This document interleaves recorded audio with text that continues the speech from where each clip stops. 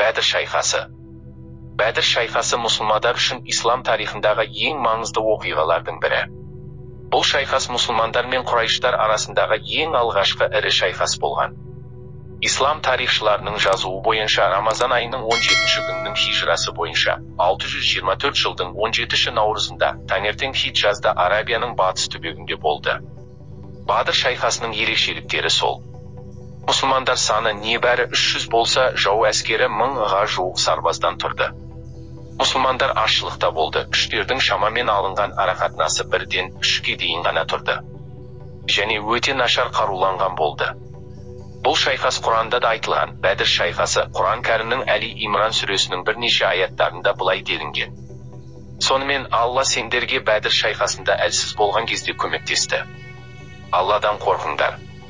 Шүкіршілік етулерің үшін Аллах сендерді жеңді. Сонда сен Бәдір шайқасында мүміндерге Раббыңның 3000 періште жіберіп, сендерге көмектескені жеткіліксіз бе деді. Иә. Егер сабыр етіп, тақуа болсаң және дұшпандарың саған дәл қазір шабуыл жасаса, Раббың сені 5000 танымал періштемен, әрқайсысының басында сәлдесі бар, жалдары мен құйрықтарына ақ ленталармен тоқылған аттармен қуаттады. Алла мұны періштелердің көмегі туралы хабарды сендерге тек сүйінші етіп, жүректерің тыныш болу үшін жасады. Өйткені жәрдем үстем, хикмет иесі Алладан келеді. Әли Имран сүресі 123-126 аяттар. Шайқасқа Әбу Бәкір, Омар, Әли, Хамза, Мусаб ибн Умайр, Әз-Зубайр ибн Әл-Ауам, Аммар ибн Есир және Әбу Зар Әл-Ғифари сияқты көрнекті сахабалар қатысты. Бәдір Мәдинадан 70 миль қашықтықта. Мәдинадан Бадырға дейін көлікпен 2 сағаттай жол жүреді. Пайғамбардың, оған Алланың игілігі мен сәлемі болсын, кезінде ол жаққа сапар әлдеқайда ұзаққа созылатын еді. Мұхаммед саллаллаху алейхи уа сәлемнің соғыс оты тұтанған сайын сахабаларының аздығын көргенде үрейі күшейе түсті. Ол жүзін құбылаға бұрып дұға жасай бастады. Ол дұғада мүбәрәк қолдарын жоғары көтергені сонша, қолтығы ашылып, шапаны иығынан сырғып кетті. Уа Раббым, маған уәде еткеніңді бер деді ол дұғада. Уа Раббым, егер сен бұл қауымды өлтірсең, жер бетінде саған құлшылық ететін ешкім қалмайды деді. Мұны көріп отырған Әбу Бәкір радиаллаху анху оны аяп, қасына келіп, құшақтап, жылап тұрып, уа, Алланың елшісі, жалбарыну жеткілікті. Сенің Раббың, Алланың атымен ант етемін, Аллах сендерге берген уәдесін орындайды деді. Сира зерттеушілері пайғамбардың саллаллаху алейхи уә сәлем ұзақ намаздан кейін аз ұйықтағысы келгенін хабарлады. Ол аз уақыт көз іліп кенет қуанышпен ояна сала сыртқа шығып, сүйінші хабар, уа, Әбу Бәкір, Алла тағаланың жәрдемі бізге де жетті. Ислам әскерінің алдына Жәбірейіл алейхи сәлем бастаған 1000 періште сап түседі. Исрафил алейхи сәлем майманада дайын тұрған 1000 періштемен күтіп тұр. Ал Майсарда Микаил алейхи саламмен бірге 1000 періште бар. Олар бас киімдеріне белгілер орнатып, белдерін байлады. Сосын жерден бір уыс құм алып, кәпірлерге қарай лақтырады. Сосын мұсылмандарға шабуыл деп бұйырды. Ислам әскері періштелердің қолдауымен шабуылға көшіп, кәпірлерді талқандады. Хаким ибн Хузам былай деген, пайғамбарымыз, оған Алланың игілігі мен сәлемі болсын. Хаким ибн Хузам былай деген, пайғамбарымыз саллаллаху алейхи уа сәлем сол бір уыс құмды үстімізге лақтырғаннан кейін, мен мыс ыдысқа тастар құлаған кездегі дыбыстарға өте ұқсас дыбыстарды естідім. Бізді қатты үрей билеп жеңіліске ұшырадық. Нәуфәл ибн Муавияда артымызда қорқынышты дыбыстарды естідім. Біздің барлық қорқынышымыз осыдан туындады. Ардақты Әлидің де радиаллаху анху сөздері жеткізіледі. Мен соғыс алаңынан 3 рет шығып, Расулуллахтың хал жағдайын білу үшін шатырына жақындадым. Әрі жерге тағзым етіп, я хайю я қайюм, би рахметика астағису. 3 рет келгенімде жеңістің алғашқы белгілері байқалды. Имам Әли, оған Алла разы болсын, былай деген, Бәдір күні кенеттен қатты жел соқты. Мен өмірімде мұндай қатты желді көрген емеспін. Қатарынан 3 екпінді жел соқты. Бірінші екпінде Жәбірейіл алейхи сәлем және онымен бірге 1000 періште. Екіншісімен Микаил алейхи сәлем 1000 періште. Үшінші түрткіде Исрафил алейхи сәлем онымен және 1000 періште пайда болды. туралы хабарланғаны таңқаларлық емес. Сухайл ибн Амр былай дейді: Бәдір күні мен атты жамағатты көрдім. Аспан мен жердің арасында болғандықтан, олар жауларын жеңді, өлтірді, немесе тұтқынға алды. Сол күні періштелердің бастарына қызыл, жасыл және сары нұр жолақтары оранған деседі. Олар ірі аттарға мінген. Кәпірлер жылқылардың дірілдегенін естіді, бірақ өздері көрмеді. Егер мұсылмандардың бірі кәпірді қуа бастаса, ол оны қуып жетпес бұрында кәпірдің басы оның иығынан құлап қалатын. Ибн Аббастан, Алла оған разы болсын, былай делінген: мен ансарлардың бірінің кәпірді қалай қуып бара жатқанын көрдім. Кенет аттың дүбірімен шабандоздың қамшыны жарып жатқанын естідім. Жүгіріп бара жатқан кәпір мен кенет құлап, бетім мен көзімнен жараланып қалдым. Осы кезде ансар пайғамбарымызға, оған Алланың игілігімен сәлемі болсын, өзі куә болған оқиғаны айтып бергенде, пайғамбар, оған Алланың игілігімен сәлемі болсын, бұл үшінші аспаннан келген періштелердің бірі еді деді. Бірде Сағд ибн Хубайд, мені тұтқынға алған адам емес дегені хабарланады. Олар одан: сонда сені кім тұтқынға алды? деп сұрады. Ол: Құрайштар жеңілген кезде, мен де олармен бірге жүгірдім. Кенет ақ киім киген ұзын бойлы адамды көрдім. Көк пен жердің арасын мініп жүрді. Ол мені қуып жетіп, мені ұстап алып байлады. Осы кезде қасымда ардақты Абдурахман бин Ауф болды. Менің байлаулы тұрғанымды көріп, бұл кімнің тұтқыны деп таңдана сұрады. Ешкім жауап бермеді. Осыдан кейін ол мені ардақты пайғамбарға салаллаху алейхи уә сәллям апарды. Ол менен: ей Әбу Хабиш, сізді кім тұтқынға алды? Мен мұның қалай болғанын айтқым келді, бірақ кейін мен ойымды өзгертіп білмеймін дедім. Пайғамбарымызға салаллаху алейхи уә сәллям сені ұлы періштелердің бірі тұтқынға алды деп айтуды жөн көрді. Сосын былай деп бұйырды: ей Ибн Ауф, алыңдар, тұтқыныңды алып кетіңдер деді. Ибн Аббастан радиаллаху анху риуаят етіледі: Бәдір күні адам кейпінде періштелер пайда болды. Мұсылмандар оларды таныды. Періштелер оларға күш-қуат берді. Алла тағала бұл туралы уахи түсіріп, онда мен сенімен біргемін, мүміндерге қуат бер деді. Бәдір күні періштелердің түсуіне көптеген дәлелдер бар. Көбісі періштелердің көктен түсіп, кәпірлермен қалай соғысқанын айтты.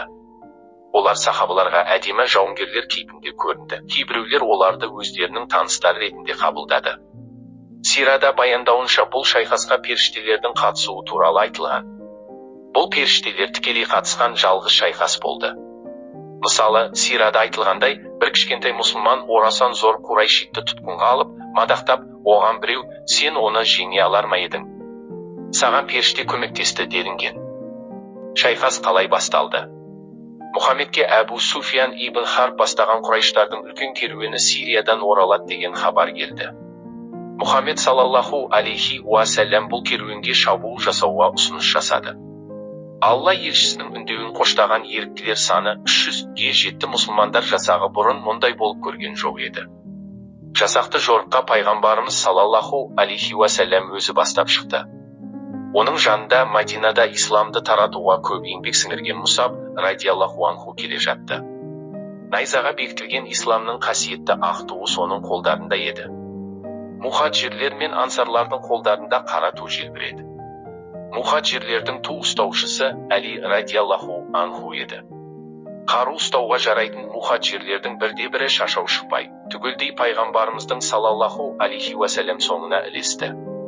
Олардың саны 83, ансарлар өзі Хазраджид, ауыс болып екіге бөлініп, Хазраджидтер 180, ауыстар 60 адам өз қолбасшыларымен жеке-жеке сап құрап келе жатты. Жасақта бар жоғы 3 ат, 70 түйе бар. 4-5 адамға бір-бір түйеден келді. Олар сол түйеге тамақтарын, қару-жарақтарын артып кезектесіп мініп келе жатты.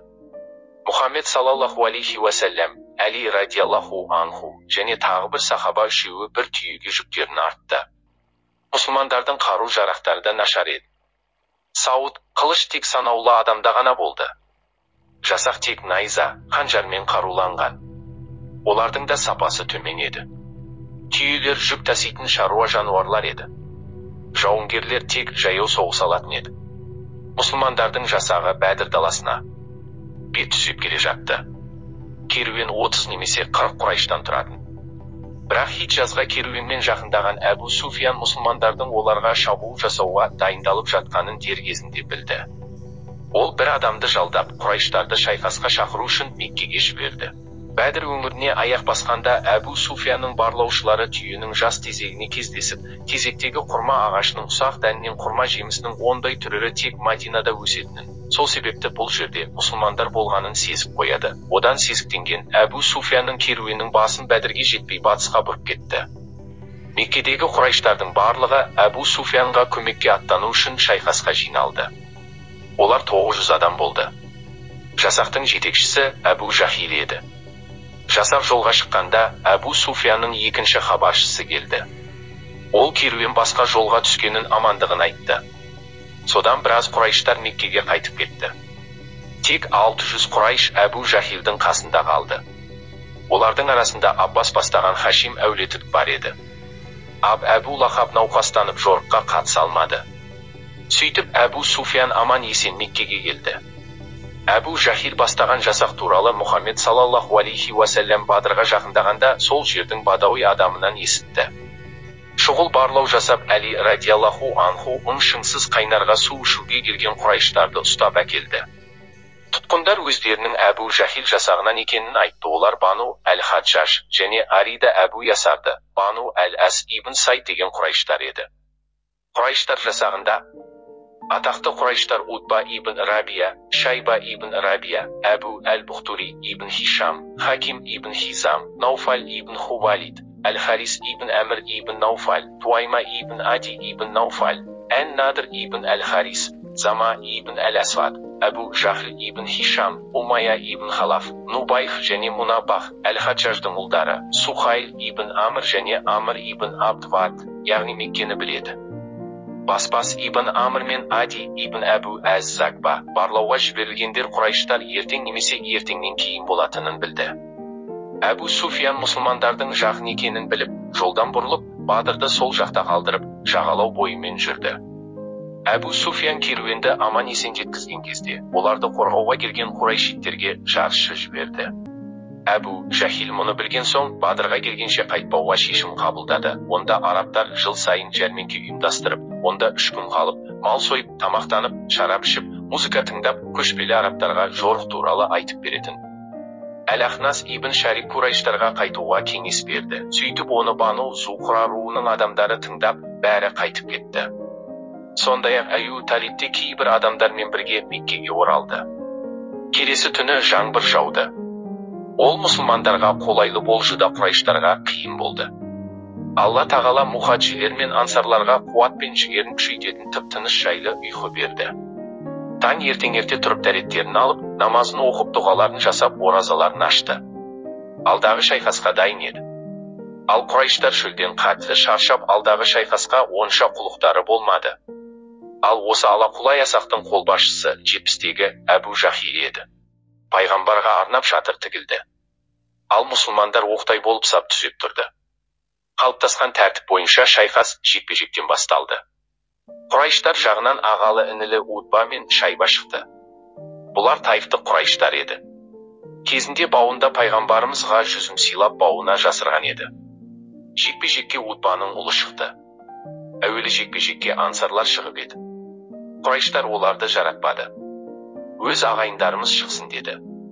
Сөйтіп алаңға Хамза радиаллаху анху, Әли радиаллаху анху және Убайда ибн Харис радиаллаху анху шықты. Хамза Шайба мен Әли Утбаның ұлы мен Убайда Утбаға қарсы шықты. Хамза мен Әли өз қарсыластарын бірден ақсулатып салды. Утба Убайданың екі аяғын шауып тастады. Хамза мен Әли Убайдаға көмекке ұмтылды. Хамза радиаллаху анху Убайданың қасына келді. Әли радиаллаху анху Утбаны шауып тастады. Жекпе-жек осылай бітті. Майдан даласында Әбу Жахилді Абдуллах ибн Масуд көрді. Әбу Жахил жеңілгенін мойындамай, Абдуллах ибн Масудты радиаллаху анху балағаттаған қысқа айқайынан кейін Абдуллах оның басын кесіп алды. Кейін Әбу Жахил кесілген басын пайғамбарымыздың саллаллаху алейхи уә сәллям алдына тастады. Бірақ пайғамбарымыз ол басты танымады. Тек оның басы кесілген денесін әкеліп, бала кезінен қалған тізесіндегі жарадан қалған орынды көргенде ғана оны таныды. пайғамбарымыз барлық қаза тапқандардың денесін Әл-Калиб құдығына тастауды бұйырды. Умайя ибн Халафтың денесінен басқа барлық мәйіттер тасталды, өйткені оның денесі шынжырлы қоршауда сініп, оны толтырды. Содан кейін ол ыдырай бастады. Мәйіт қалдырылып, топырақпен және тастармен жабылып, оларды толығымен көмді. Соғыстың нәтижесі мүшриктердің қашуы және мұсылмандардың жеңісі болды. 14 мұсылман өлтірілді, оның 6-ы мұхажир, 8-і ансар болды. Көп құдайшылдар арасындағы құрбандар, 70 адам өлтіріліп, осыншама адам тұтқынға алынды. Осы шайқастан кейін ерлікпен көзге түскен Хамзаны исламның арыстаны, ал Әлиді исламның семсері деп атап кетті. Осы тұста Майдан даласында түскен олжа мәселесінде дау туды. Дегенмен пайғамбарымызға салаллаху алейхи уассалям Алладан уахи келіп олжа мәселесі әділ шешілді. Уахида былай делінген еді: егер сендер Аллаға әрі дұрыс пен бұрыстың айырылған күні екі топ қарсыласқан Бәдір соғысы күні құлымыз Мұхаммед алейхи сәлямға түсірген аяттарымызға иман келтірген болсаңдар, дау жоқ. Сендер соғыстан олжалап алған нәрселерден 5-те 1-і Аллаға тән. Сондай-ақ пайғамбарға, жақындарына, жетімдерге, міскіндерге және жолда қалғандарға тиісті екендігін біліңдер. Алланың әр нәрсеге толық күші жетеді. Әл-Әнфал 41-ші аят. Әскери тұтқындарға деген көзқарас туралы түскен аятта әй Мұхаммед салаллаху алейхи уассалям қолдарындағы тұтқындарға, егер Алла жүректерінде бір қайыр барлығын білсе, сендерге өздеріңнен алынғаннан тағы жақсырақ нәрсе береді. Алла кешірімді әрі онда мейірім мол.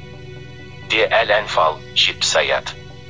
Талан-таражбен әскери тұтқындар алынды, олардың екеуі өлім жазасына кесілді. Бұлар дұшпандық әрекеттерімен танымал болған екі мүшрик еді. Уқба ибн Әбу Муайт және Ан-Надыр ибн Әл-Харис. Ән-Надыр Құрайш мұсылмандарына ең дұшпандардың бірі болды. Соғыста қолбасшылардың бірі болды.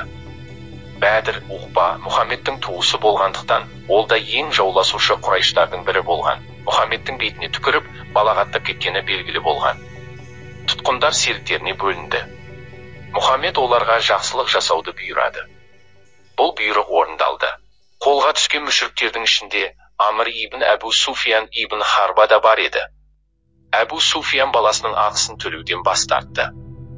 Амр ибн Ауфтың отбасынан шыққан Саад ибн Әл-Нұғман ибн Аккал өзінің ұлымен бірге кіші қажылыққа барған, жасы ұлғайып, исламды қабылдаған. Содан кейін Әбу Суфиян ибн Харб оған шабуыл жасап, оны ұлы Амрмен бірге тұтқынға алды. Бірақ Құрайштар үлкен және кіші қажылық парызын өтеп жүрген қажыларға шабуыл жасамауға уәде беріп, оларды мейірімділікпен қарсы алды. Содан кейін Бану Амр ибн Ауф әулетінен адамдар пайғамбарымызға салаллаху алейхи уассалям барды. Олар Садтың орнына Амр ибн Әбу Суфиянды беруді сұрады. Пайғамбарымыз салаллаху алейхи уассалям оларға Амр ибн Әбу Суфиянды берді. Олар оны Садқа ауыстырды. Сөйтіп Бәдірдегі сәтті соғыс пайғамбарымыз бен оның жақтастарының даңқын асырып мұсылмандар санын көбейтті.